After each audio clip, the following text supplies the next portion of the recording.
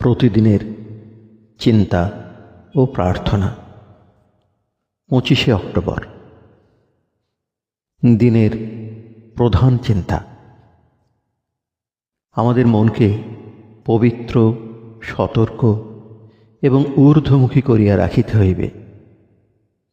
মুখস্থ করা যায়, যেজন অহংকার, কর্তৃত্ব, গর্ব, কাম, ক্রোধ এবং আত্মম্ভরিতা ত্যাগ করিয়া আমার ভাব হইতে মুক্ত হইয়া শান্ত সুস্থির হইয়াছেন, তিনি যথার্থ সেই পরম সত্তার সঙ্গে একত্ব লাভের যোগ্য।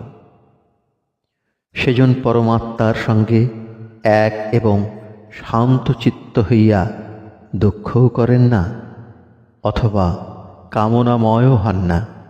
তিনি সকলের প্রতি সমভাবাপন্ন হইয়া আমার প্রতি একান্ত ভক্তি লাভের অধিকারী হন। উপদেশ।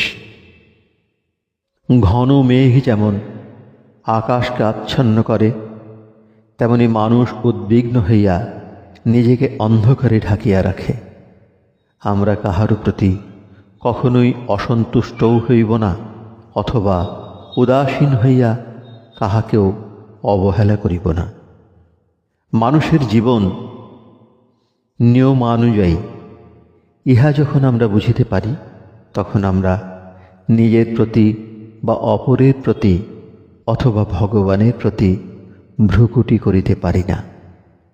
মানব জাতির সঙ্গে দূরত্ব রক্ষা করিয়া আমরা কখনো ভগবানের সঙ্গে যুক্ত হইতে পারি না।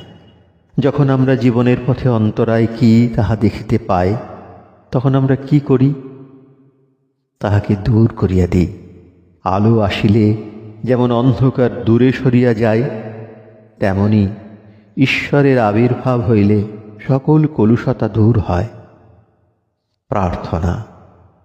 এই বিশ্বের প্রেমময় প্রভু যেন আমাকে সকল স্বার্থসিদ্ধি ও আত্মম্ভরিতা হইতে রক্ষা করেন। আমি যেন সকলকে ভালোবাসা দিই এবং চারিদিকে কেবল ভালোবাসা ছড়ায়। প্রেমই যেন আমার একমাত্র ধর্ম এবং যন্ত্রস্বরূপ হয়।